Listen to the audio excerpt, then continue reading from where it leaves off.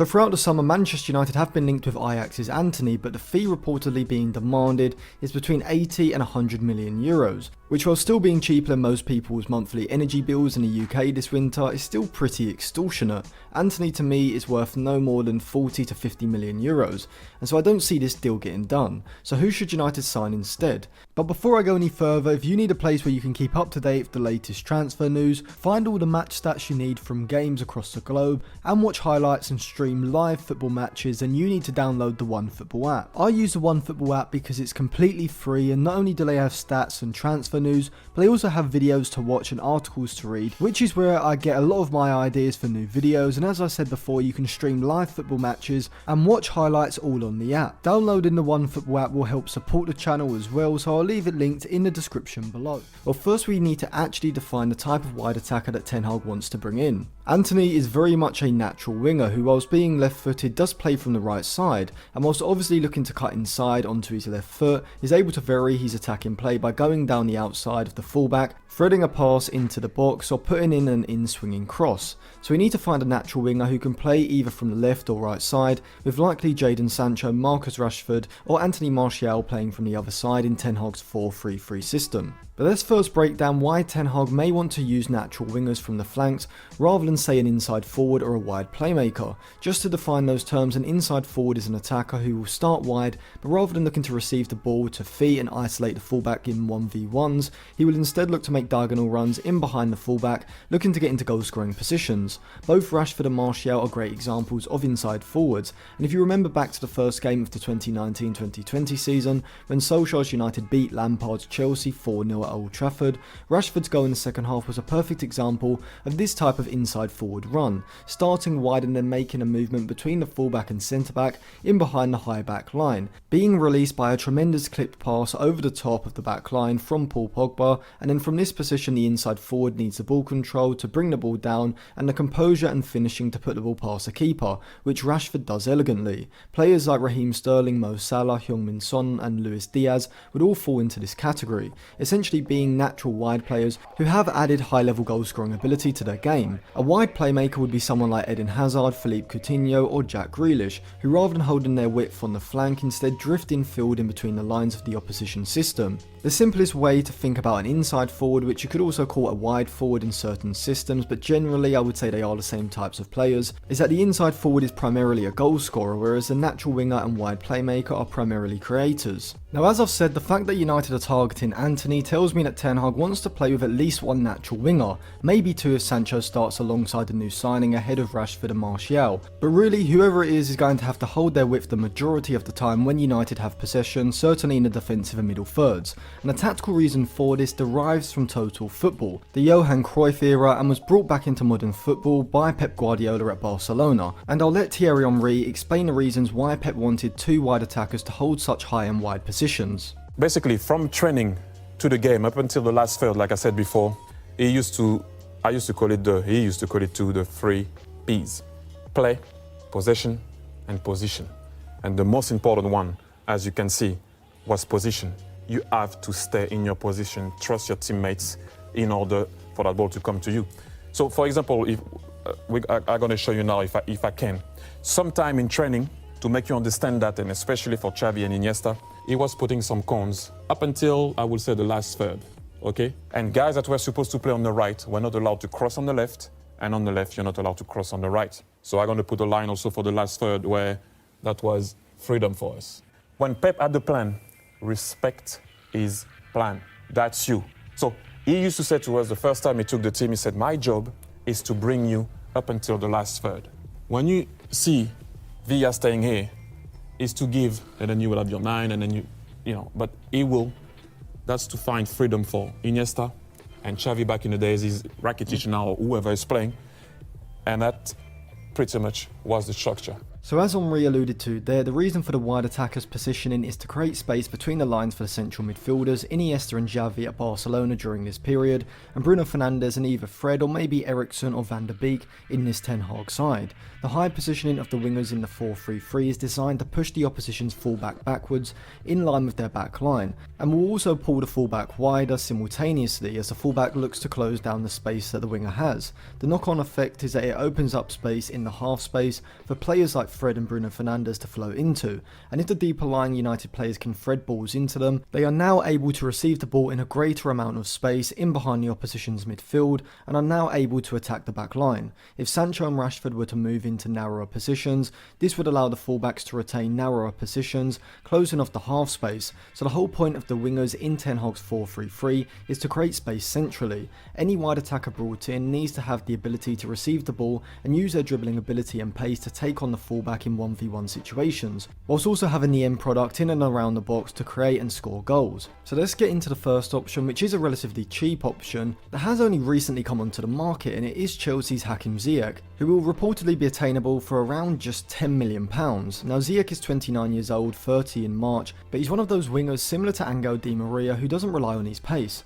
Instead, like Judas, he's a fantastic technical player who cuts inside from the left flank and provides the creative passing to progress the ball forward and unlock opposition's defence. He's a world-class in-swinging crosser from the right side, and so with an overlapping right back like Diego Dalot providing the run to drag away the fullback, Ziyech would have the opportunity to curl in these crosses, which would suit either Cristiano Ronaldo or a new striker like Benjamin Sesko. I have got a video coming out, or it may already be out, on Benjamin Sesko. If it is out, it will be linked in the description below. Ziyech is much more of a wide playmaker than an inside forward or even a natural winger. However, he did show at Ajax under Ten Hag that he can be used in a high and wide position and still be a creative threat, so I definitely think he'd suit the system and what Ten Hag would be looking for in that position. Whilst he doesn't have the pace or the flair of Antony, he has much better output in the final third because he's an incredible long passer and is able to create in a way that Antony can't do to the same level. Now admittedly at Chelsea he hasn't found the same form as he produced at Ajax, but I would say this is more down to other factors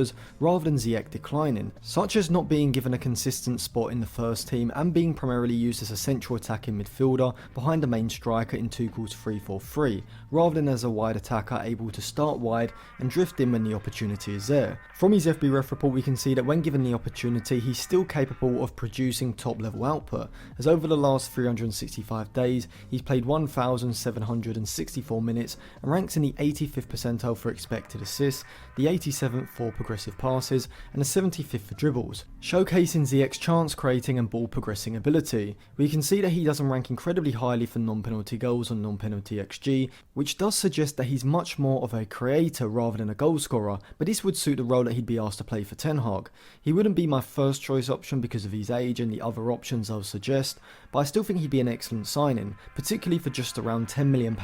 which I think is an absolute bargain. Another option would be Moussa Diaby, however I think he'd be more effectively used from the left side rather than the right, and this is because unlike Ziyech, Diaby is much more of a natural winger than he is a playmaker, being quicker off the mark than Ziyech, or even Antony I would say, having a natural burst of acceleration that allows him to glide past opposition players at ease, which makes him the perfect ball carrier on the counter-attack. But what really makes Diaby stand out compared to other rapid dribblers is his end product in the final third, which is very good, as from anywhere around the box, but particularly from the left side, he's excellent at staying composed and being able to find the right pass or cross into the box, which enables him to be a very shrewd chance creator. He also has exceptional shooting ability as well, as he can drive the ball hard and low past the keeper and combine this with his pace and movement off of the ball to get into goal scoring positions, and you have a player that's kind of a mix between Ousmane Dembele in terms of his ball progression, but also Sadio Mane when it comes to his finishing around the box. Diaby has only just turned 23, but he's already producing top level output as his FB ref report shows. He doesn't rank incredibly highly for progressive passes, carries and dribbles,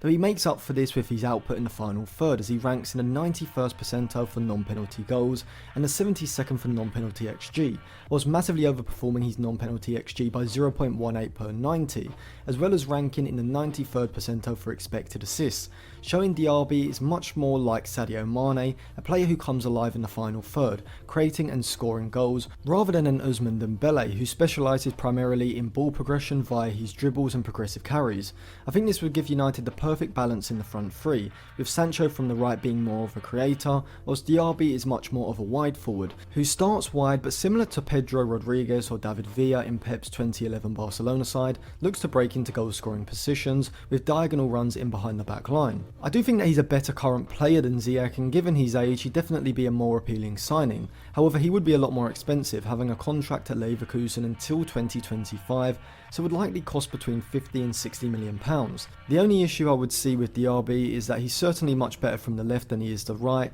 and that may not work if Ten Hag wants to use either Sancho or Rashford from the left, which is plausible considering he does want to bring in Antony, who is solely a right winger. Now we'll come on to who I would prefer out of these two, but let me first come on to my two other options. So this player is fairly unknown amongst the United fan base, but you'll know his brother. The player I'm talking about is Ahmad's older brother, Hamad Jr. Traore, who is 22 years old and has impressed at Sassuolo in Serie A. Traore, like his younger brother, is a tricky winger with a low centre of gravity, who has excellent close ball control, which allows him to intricately float past opposition players in congested areas with the ball at his feet. When he's around the box, particularly from the left side, he's exceptional at being able to move the ball quickly and create a bit of space to release a shot, and this shooting ability both outside and inside the box is very impressive, as seen last season, as in Serie A he scored 7 goals in 31 appearances, scoring 5 in 35 games the season before, so Traore definitely has the goal scoring ability that most wingers tend to lack at a young age. Like Diaby, Traore is going to be a very good counter-attacking weapon as he's rapid and is able to accelerate forward with the ball at his feet, which should allow United to transition the attacks quickly when there is a turnover in their own half. But what impresses me most about Traore is the output he's producing. When compared against every other attacking midfielder in Europe's top 5 leagues, Traore ranks in the 82nd percentile for non-penalty goals and the 61st for non-penalty XG, whilst overperforming his non-penalty XG by a pretty impressive 0.11 per 90. He isn't as good a chance creator as either Ziyech or Diaby, recording an expected assist rate in the 45th percentile, but in terms of his ball progression metrics he looks very impressive, ranking in the mid to high 80s for progressive carries, passes, as well as his dribbles, and his defensive metrics are very encouraging as well, showing that he would be well suited to Ten Hag's pressing system. Now Traore would be significantly cheaper than Diaby, I would assume. He has just 2 years left on his Sassuolo contract, and so I think he'd be attainable for around the £30 million mark, which I think would be a fantastic piece of business from United, picking up a massively underrated talent. But now I'll move on to my dream signing for Manchester United in the wide attacking midfield position, and even though I do think it may be unrealistic in this window with United not exactly being great negotiators, I do still think that it could be possible if they push for it, and that is Leroy Sané from Bayern Munich. It has been reported that Bayern Munich may be willing to cash in on Sané, who has 3 years left on his contract, after signing him for around £55 million from Manchester City in 2019. He was reportedly offered to Real Madrid earlier on in the summer and has been linked with Arsenal recently, so I don't think it's completely unrealistic for United to potentially complete this deal. Sané would probably cost in excess of £70 million, but I actually think it would be a great deal, as the quality Sané provides is hard to find in the transfer market at the moment. Not only is he fantastic technically when it comes to his close ball control in tight areas, but he's able to combine this with his explosive pace, which allows him to elegantly drive the ball past opposition players, making him a valuable ball progressor in every third of the pitch. But his end product is what distinguishes him from other wingers, as he has the ability to shoot from range, whether this is a cross goal from the left or when cutting inside from the right. Like Diaby, his vision and crossing from the left side is top level, whether this is via a curling cross into the box or a pass across the box to find a teammate in space. At the moment I would consider him just below the world class level. He just needs to consistently produce his output over the course of a full season to fully move into that bracket, which I believe he can do in the next few years, as he's only 26, so he is approaching his peak right now, and his FBref report alone is enough to get excited about. He ranks in the low to mid 90s for non-penalty goals, non-penalty XG, expected assists, whilst also sitting in the mid 80s for progressive carries and dribbles. Last season he scored 7 goals and assisted 7 in 32 Bundesliga games,